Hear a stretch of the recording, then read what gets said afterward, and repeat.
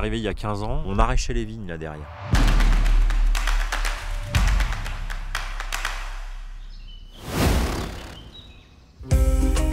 Une cuvée faite en partenariat avec un vigneron, ouais, c'est une aubaine, c'est un signe aussi de confiance du vigneron.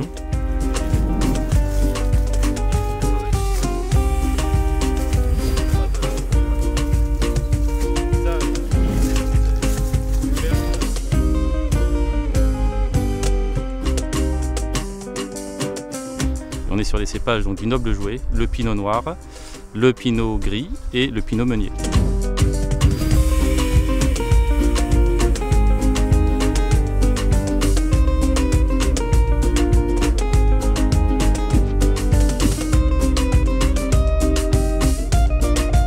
C'était très connu au temps de Louis XI, donc ça reste des vins rosés, vraiment atypiques pour la région.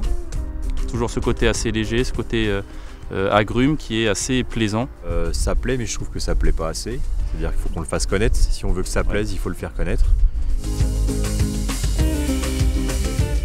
Nous, quand on est arrivé il y a 15 ans, on arrachait les vignes là derrière. Alors les vignes, je ne sais pas quel âge elles pouvaient avoir, mais ils étaient en train de les arracher justement pour implanter des entreprises. Et quel bonheur quand on a vu Jérémy arriver, 2013, en nous disant « je vais planter 3 hectares de vignes ». Pour nous, c'était une victoire.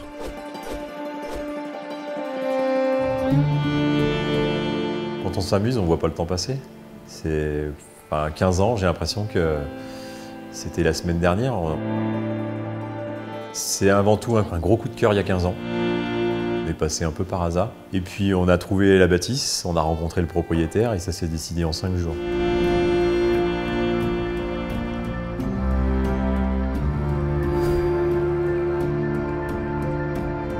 On travaille ensemble avec Cyril depuis quelques mois pour l'approvisionnement du restaurant. On fait fonctionner des petits producteurs à 3 km, 8 km, 10 km.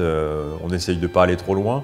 Mais je dirais que sur un périmètre de 40 km autour du restaurant, on trouve 80-85% de nos produits, quoi. C'est pas plus cher de passer en direct auprès de nos petits producteurs ou même sur les marchés que d'aller faire ses courses dans une grande surface, quoi.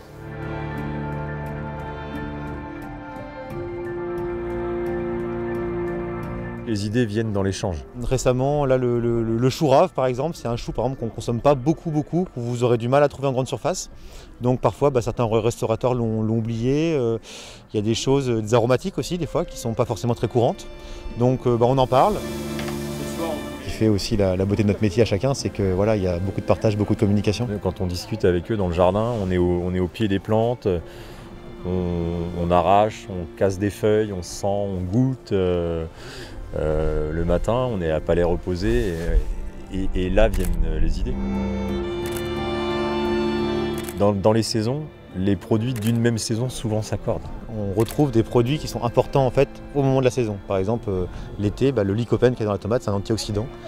Et il nous protège, il nous aide à nous défendre contre les attaques des rayons du soleil, par exemple. C'est pas une coïncidence. Et vendredi, mon maraîcher me dit « j'ai les premiers panais, ça t'intéresse ?» Eh ben ouais, on y va, on essaye, quoi.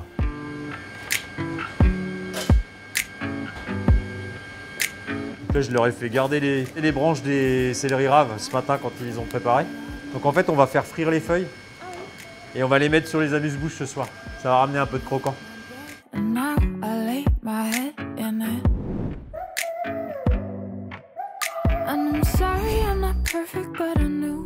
Et je fais très attention à tout ce qui est plastique, tout ce qui est déchets.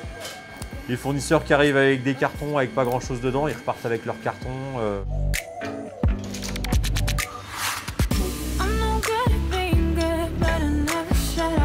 Là, on va passer à table avec le personnel, c'est un moment de partage. Voilà. En dessert, du coup, je fais des essais pour mon examen qui est dans une semaine. Donc on va pouvoir goûter et valider. C'est un entremets pané et poire. Le stress. Verdict. Vous avez Philippe Etchebest. Les fruits sont pas assez confits. Pas assez épurés. Ouais. Faut pousser un peu la cuisson. Trop croquant. D'accord. À mon goût. Et il y a un truc qui est bien, c'est qu'il n'y a pas trop de sucre. Bah non, il n'y a pas de sucre. T'as pas de sucre dans le dedans. glaçage. Ouais. Ouais, ça s'équilibre avec le côté C'est juste, caramélisé du ouais, il faut juste que fruit. tu gères tes textures, mais sinon le goût il est bon. Enfin, franchement, c'est bon.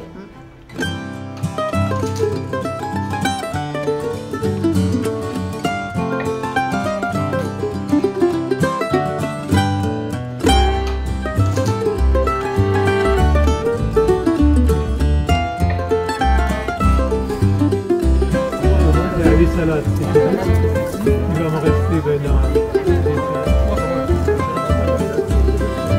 C'est pas si évident que ça. Ça fait si pareil. Voilà. La fermentation, en gros, elle dure à peu près 15 jours.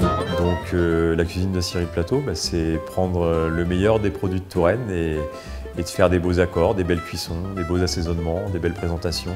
On suit au plus proche le cycle de la nature, quoi.